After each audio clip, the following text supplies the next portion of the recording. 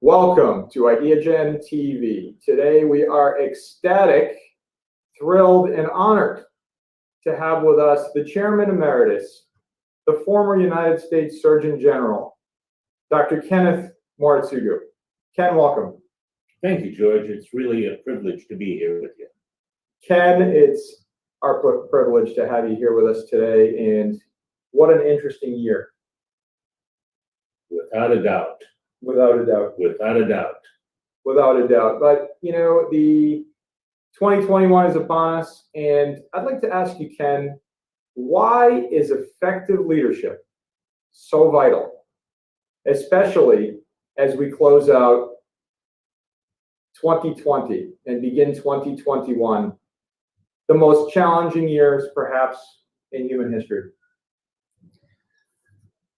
Effective leadership is really a function of both the individual and the community, George. And I think this past year has been an example of great things and really horrible things.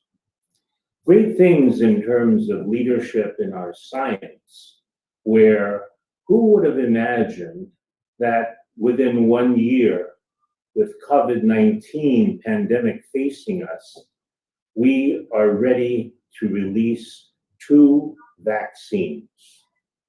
That is the good news.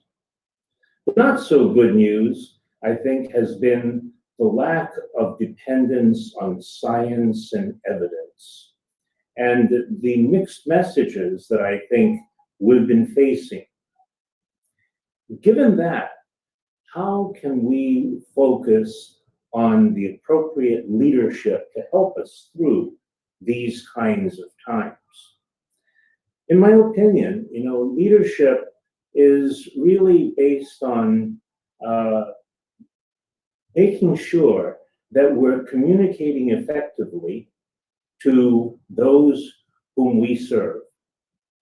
It also is dependent on leadership with an eye to the compass point, based on science and evidence, and based on the appropriate levels of humility. That's right, humility.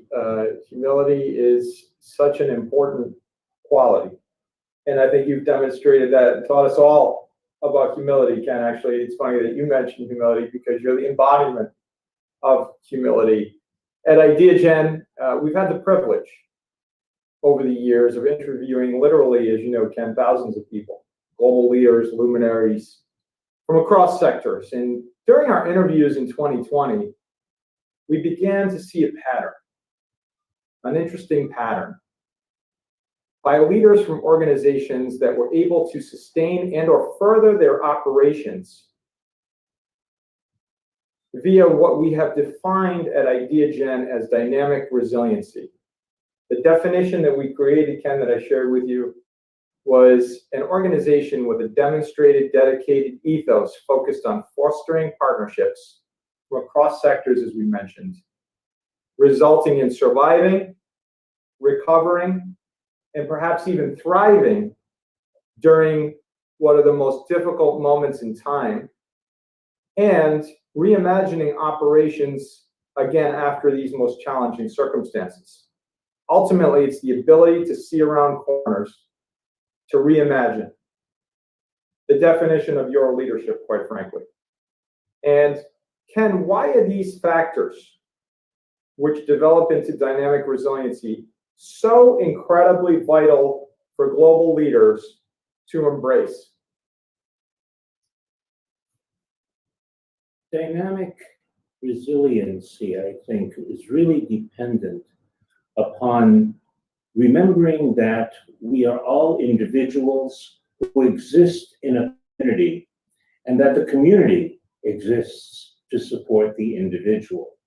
It's not one or the other. It's a dynamic focus. And I think that one of the areas of importance is to remember that we are not a unidimensional society. We are a multidimensional society with a whole lot of diversity. And looking at an issue, whether or not it's COVID-19, whether it's 9/11, through a single lens is a recipe for failure. I think as we look around the corner, it's important to consider what we are looking at in a systems approach and how everything interrelates with everything else. And that we as individuals need to interact with our community, and our community needs to interact with us. Ken, over the years, you've provided our global audience, in 2020, having reached over 90 million people at Ideagen, to serve as the basis for inspiration, for solutions, for all of the things that when we created Ideagen, you were in the boardroom with a gentleman by the name of former Congressman Louis Stokes. When you see the words Louis and Stokes together, and you think about the leadership, the statesmanship, the humanity, the humility that you alluded to earlier in this interview, Ken, how can we learn from someone like the late Honorable Louis Stokes, Chairman Emeritus of Ideagen? What can we learn from his example? I still remember with a lot of fondness my interaction with Congressman Louis Stokes. And he really embodies, I think, those characteristics that we all look for in a leader. He had his eye on a compass point. He knew where he wanted to go based upon the evidence and the science, not merely on a feeling.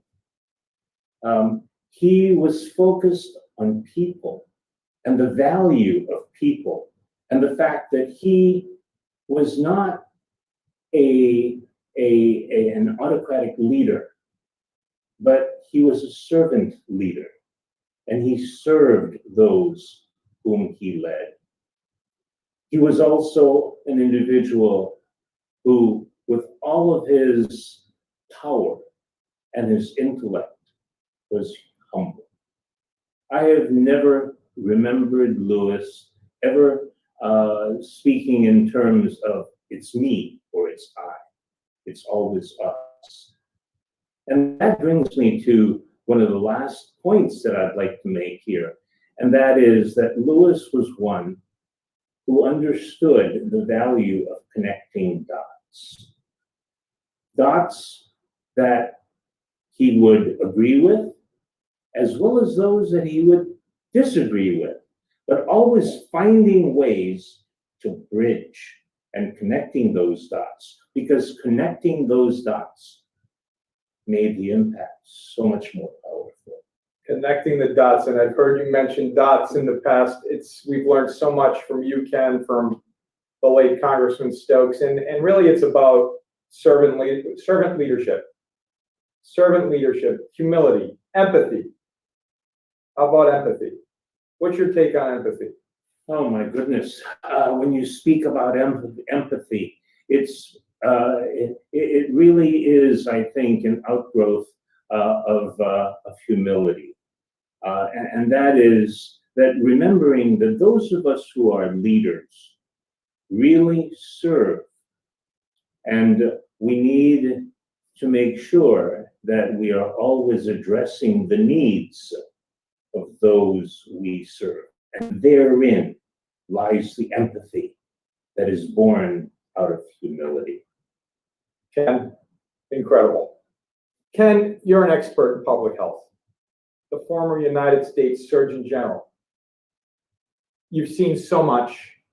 And in this moment of public health, with the emergence of this pandemic, how is this moment different than any other that you've seen?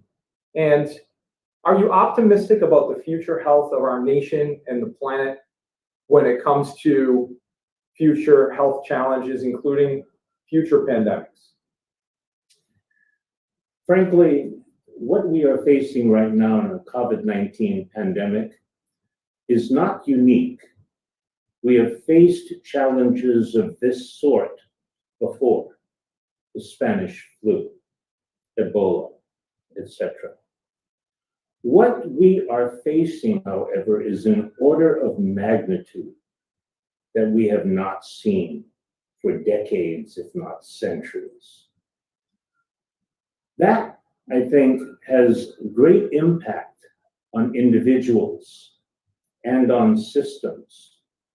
And as I've said earlier, we've got to remember that we are individuals who exist within a community, and that the community exists to support the individual. And coming out of COVID-19, as we see the advent of vaccines that imply we're ready to turn the corner, that we've got to remember that we've got both elements, the individual and the community, that have got to work in concert, again, connecting the dots. The community, whether it be your local government, the state government, or the national government, can provide guidance, can provide access and resources to vaccines, to health professionals. But then at the same time, we as individuals have got to understand we've got a responsibility as well. We're fortunately sitting 6 feet apart. We were wearing masks before we sat at this table. We are engaged in socially distant behavior. We don't go to restaurants or to meetings in small, enclosed areas and have gatherings of large numbers.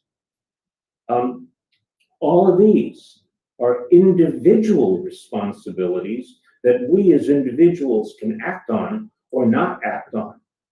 And therein lies the solution, the real solution, the individual behaving in the community and the community supporting the individual.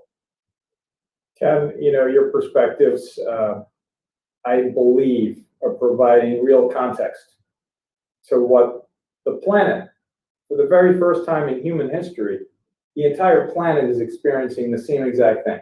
You mentioned other pandemics. While widespread, this seems to be happening in real time. We see the pain of folks across the planet, and it brings me to the global goals of the United Nations. So as you know, we are focused on helping to connect those dots, to create awareness for the global goals, for those 17 global goals, and then ultimately to help provide leaders with the guidance, the insights, the perspectives of how can they help to achieve those goals. What advice do you have for global leaders, Ken? Former United States Surgeon General, you know all about public health. You know too much about public health. What can you advise those global leaders on steps they can take to help achieve these global goals, to cut down on the disparities, to help infuse empathy, to help include humility, etc.? In medicine, one approach that I have always espoused, and many others have espoused it, is always put the patient at the center of everything that you do.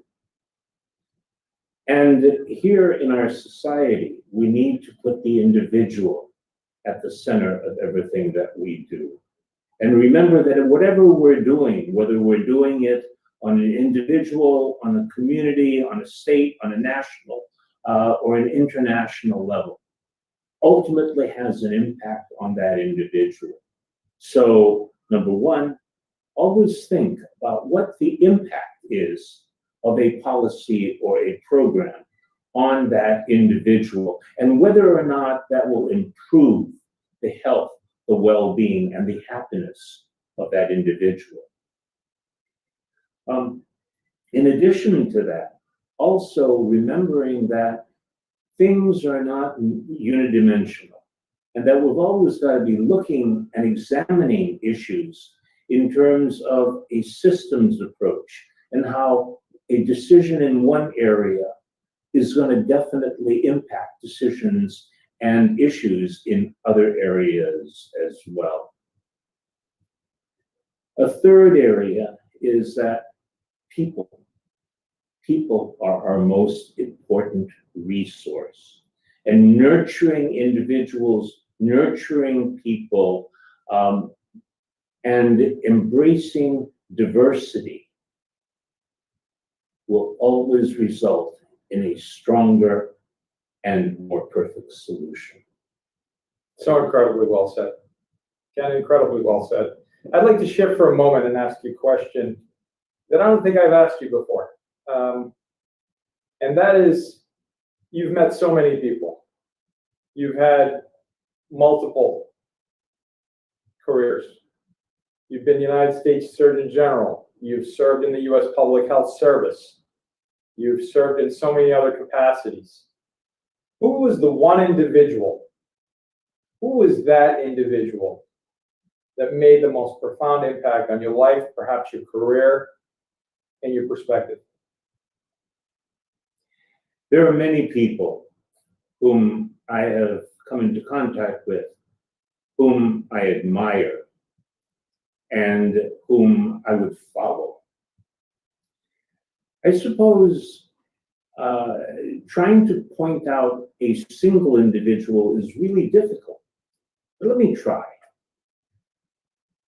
There is an individual who served in the United States Senate for many years.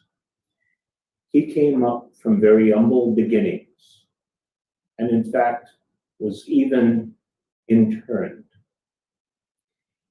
He fought for the United States and was maimed in that fight. And despite all that, he returned to become a leader in his state, a leader nationally, and a leader internationally. His name is Senator Daniel Inouye. Senator Inouye was, I think, the epitome of a leader who was a servant leader. He had his eye on the compass point, do all the right thing all the time. He served with power, but you'd never really hear him talk about his power. He served and led with humility. And everywhere I go, at the back of my mind, I always think, and what would Senator Dan do and say? Not always speechless, but it's a breathtaking reply. And having known Senator Inouye, I have to concur that he was the epitome of leadership, bipartisanship, statesmanship, empathy, and all of the other areas that you just so incredibly well articulated for our global audience. Ken, you're changing the world. We're so honored to have you as part of Ideagen's eternal family here as Chairman Emeritus, the role that actually former Congressman Louis Stokes held. And so could we be more privileged to have had two incredible chairmen and Chairman Emeritus helping to lead, to guide, to provide that critical compass point, as you so well articulated as well, the compass point on what you have always said to be collect, connect, and nurture the dots. Dr. Kenneth Moritsugu, thank you for joining me here today at Ideagen. Thank you so much, George. It's been a privilege. Thank you. It's my pleasure. Ideagen TV, powered by Azure and presented globally by Microsoft.